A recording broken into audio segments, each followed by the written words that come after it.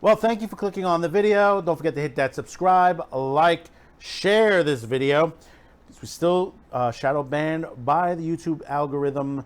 We're also on other social media platforms like ODYSEE and BitChute. You could check it out in the description below. Well, Russia's at it again. And now they're after a classic. We've heard that there have been anime bans in Russia, Tokyo Ghoul, Death Note. They're claiming this is to protect the health and mental well-being of children in Russia, which I call bullshit on that. Basically, now the word is out that, according to a press release by the United Press Service, the movie and also the manga Akira, which is one of the great classics from the 80s by Toho, is now banned in Russia.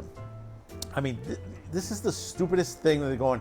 I mean, this is where censorship comes in heavily. I've watched this in my high school days. This was a great film. It's a masterpiece. It's a piece of artwork. And now they want to take that away because it's an anime. It's an anime. They think that it's going to affect children. Young children shouldn't be watching it to begin with, number one. If the parents decide they want the child to watch it, that is up to them.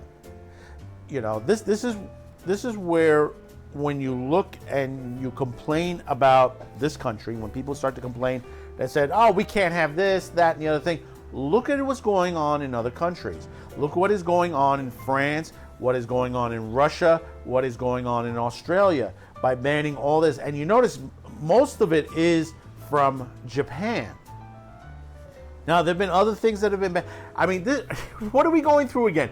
We're going through the 70s again as far as the banning of movies in certain countries. I mean, there are some of the most ridiculous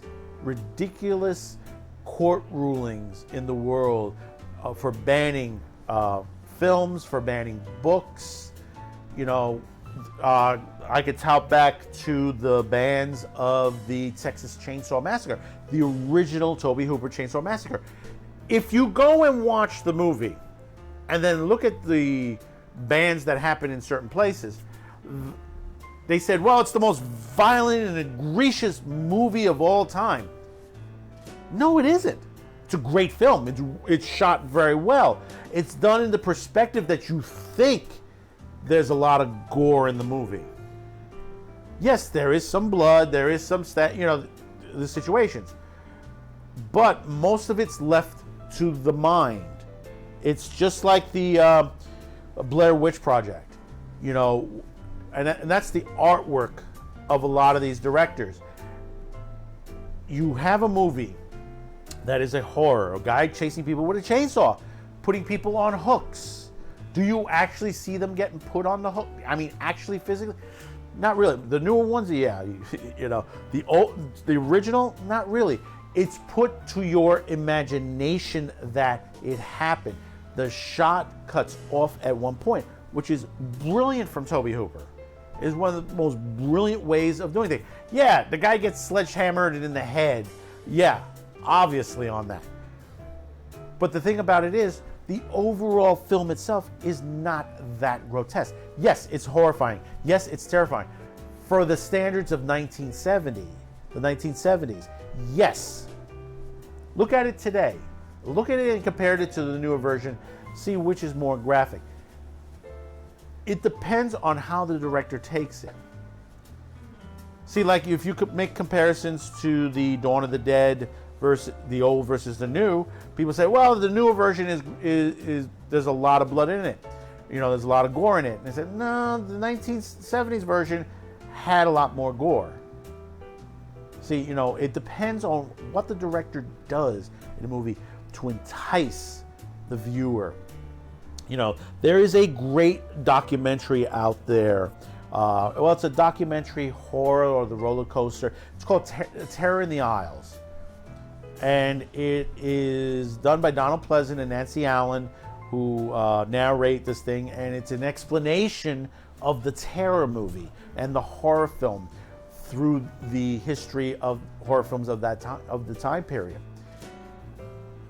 And there is a line by Alfred Hitchcock, and he explains, you know, what it is to shock an audience.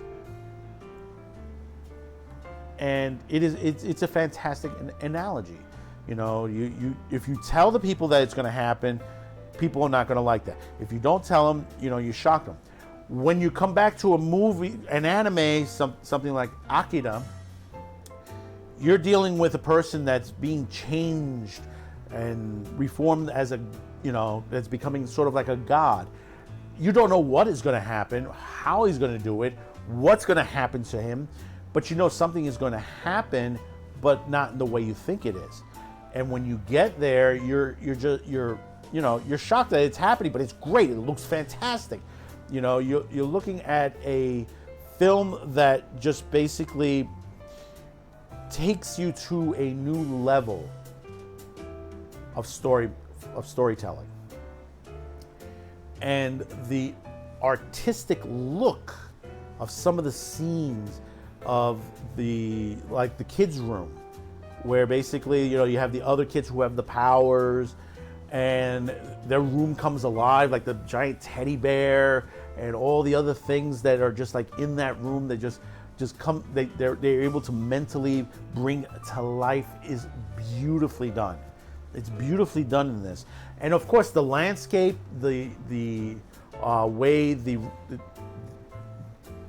video comes across, as, you know, when you're looking at Tokyo itself, you know, when you're riding on the when they're riding on the bike, it's taken from a POV view, and then looking from an aspect of, you know, the battle scenes between the military and the protesters. And that's the one thing I believe, that when you look at this, and this is why it was banned, is because people were rising against the government because of what they were doing at the time.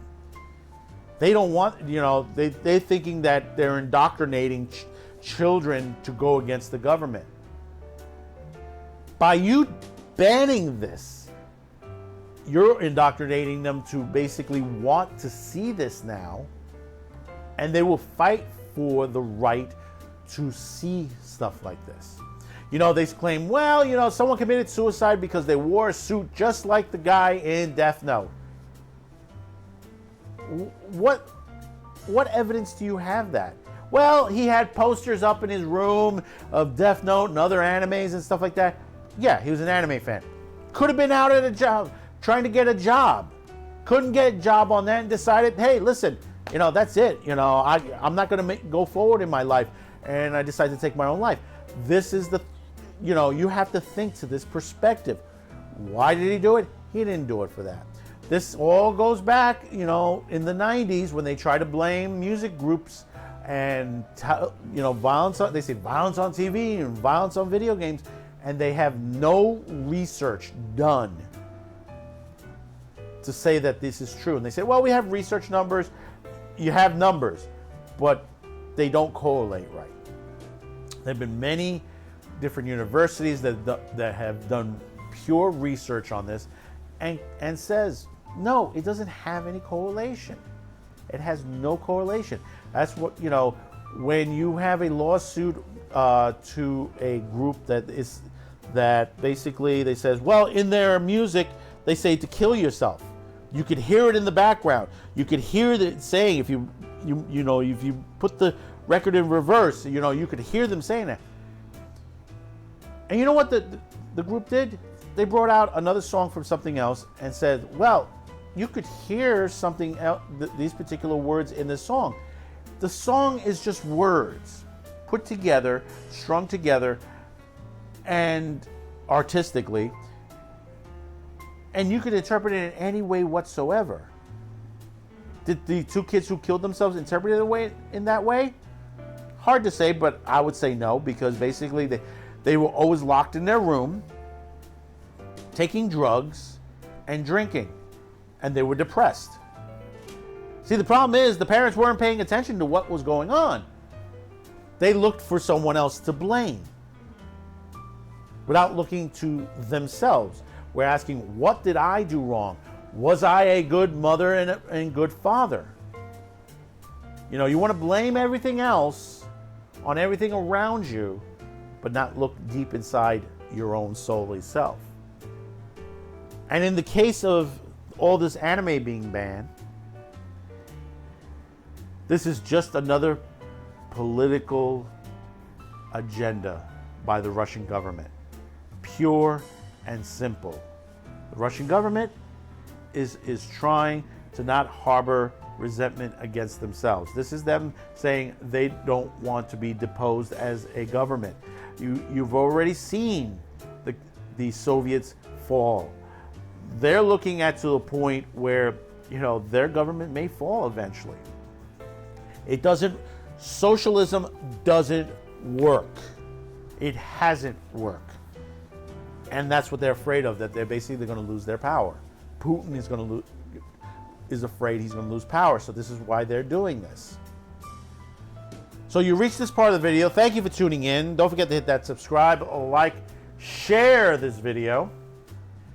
And don't forget, comment below and let me know how you feel about it. This is the continuation of the war in anime. You know, there's a ton of anime coming out these days. And when you have countries like Russia and Australia banning a lot of stuff because they said, well, it's going to harm children. It's child pornography. But they allow everything else, like a particular film in Netflix, you got to question things. You have to question when a company like PlayStation bans anime girls, but they're okay with The Last of Us and a couple other things that they put out themselves. Fuck Naughty Dog. So until next time, thank you for tuning in, and bye-bye now.